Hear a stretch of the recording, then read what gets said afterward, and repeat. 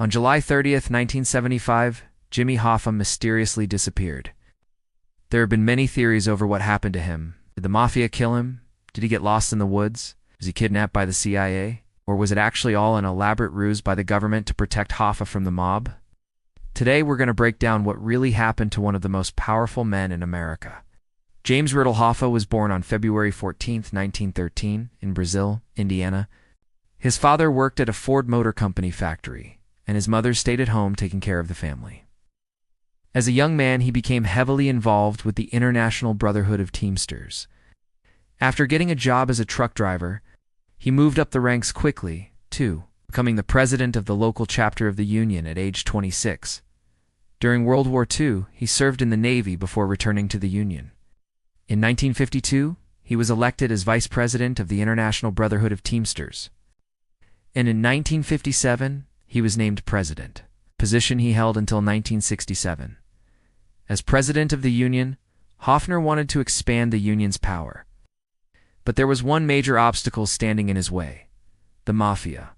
The La Cosa Nostra crime family had infiltrated the Teamsters union and were siphoning off millions of dollars every year. Hoffa didn't want to be looked down upon by the criminals, so he fought back. This led to a violent turf war between the Mafia and Hoffa. But Hoffa wasn't just fighting the Mafia within the Teamsters union. He was also battling the federal government. The McClellan Committee was created by the U.S. Senate in 1956 to investigate organized crime's influence on labor unions. They focused their attention on the Teamsters union and Hoffa. A 3-year investigation resulted in the indictment of Hoffa on 86 counts of mail-and wire fraud in 1964. In 1965, he was convicted and sentenced to 13 years in prison. However, while he was appealing the verdict, he continued to run the Teamsters union. President Johnson pardoned him in 1967, but it was short-lived. Hoffa was charged again with jury tampering and conspiracy in 1968. He was found guilty and sent back to prison to serve out the remainder of his original sentence. Once again, Hoffa didn't let this slow him down. He appealed the decision, and in 1971, the U.S. Supreme Court overturned the verdict against him. He went back to work for the Teamsters union, only this time he was put under supervision and required to report to a federal halfway house.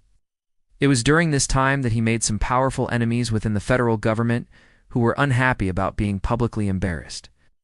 In 1975, President Gerald Ford granted Hoffa a pardon for his past crimes, but the terms of his release prohibited him from working for the Teamsters union or engaging in any collective bargaining activities. By all accounts, Hoffa was a changed man. He told reporters he was through with the mob and wanted to go straight. But some people didn't believe him, including the Mafia.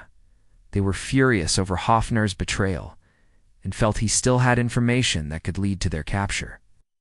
Others believed that Hoffa wasn't through with the union and would try to take it back. Either way, there were plenty of reasons for the Mafia to want Hoffa dead. And then there were plenty of people in the government who would unshed a tear if the Mafia killed Hoffa. So when Hoffa disappeared in 1975, it didn't take long for the rumors to begin circulating. The last person to see Hoffa alive was his attorney, Frank E. Regano Jr. Regano picked him up from his home around 2:30 p.m. On July 30th, 1975, their first stop was at a restaurant where they met with 2 other attorneys. They talked about various legal matters, including a lawsuit against the Detroit Tigers baseball team. At about 4 p.m., Hoffa excused himself to go to the bathroom. When he didn't return after several minutes, Ron Arnell went to find him. Hoffa wasn't in the bathroom, and he was nowhere to be seen outside the restaurant. Reganano waited another 10 minutes before calling the police to report his client missing. The police investigation turned up nothing.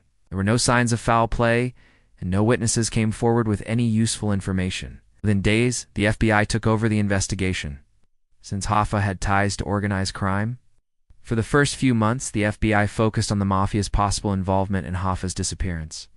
They suspected that he may have been killed and buried in a concrete overpass on the New Jersey Turnpike.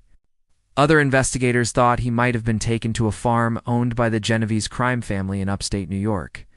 Unfortunately, these theories led nowhere. There was no evidence of foul play, and it seemed unlikely that the Mafia would make such a blunder as leaving behind physical evidence. The next theory was that Hoffa had been kidnapped by a group of unknown assailants. The problem with this theory was there was no ransom demand. Kidnappers usually demand money in exchange for the safe return of their hostage. But whoever took Hoffa wanted more than money. There were rumors that the CIA was involved in Hoffa's disappearance, but there was no evidence to support those claims. The fact was, no one knew what happened to Jimmy Hoffa. For over 40 years, the mystery surrounding Hoffa's disappearance has endured. Theories about his mysterious disappearance continue to this day. Some people believe he's still alive and hiding somewhere under a false identity. After all, there was no physical evidence to prove he was dead. Others think he was killed by the Mafia and his body was never recovered. There are even some people who believe the government had him killed. So what really happened to Jimmy Hoffa? The truth is we don't know for sure. But after reviewing all the evidence, it seems likely that the Mafia was responsible for his death. Just a month before Hoffa disappeared, he was placed under surveillance by the FBI. While the FBI was monitoring him, he made several trips to Chicago, which was known to be a stronghold for the Mafia. He also met with several known mobsters, including Anthony Joe Coloni and Anthony Provenzano. Both of these men had been linked to the murder of Jimmy Rourke. Rourke was a former Mafia hitman who turned government witness in 1970. Hoffner allegedly ordered his assassination because he was upset that Rourke testified against one of Hoffner's close friends. Hoffner was never charged in connection with Rourke's murder, but it certainly didn't look good for him. It's also important to note that Hoffner's relationship with the Mafia was complicated. On one hand, he had spent years fighting to keep the Mafia out of the Teamsters Union. But on the other hand, he had also made some very powerful enemies along the way.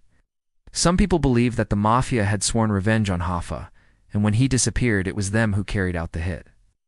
If this is true, then Hoffa's body was likely hidden in an area where it would never be found, like an acid-filled grave or under the floor of a building. To date, no human remains have ever been found in either of these locations. We may never know what happened to Jimmy Hoffa, but one thing is certain: he was a legend in his own time. He was a powerful labor leader who fought tirelessly for the rights of working people. He was also a skilled organizer and negotiator who helped to secure better wages and benefits for union members. Whether you love him or hate him, there's no denying that Jimmy Hoffa was one of the most influential people of the 20th century. Now check out What Really Happened to D.B. Cooper or watch Weirdest Unsolved Internet Mysteries for more.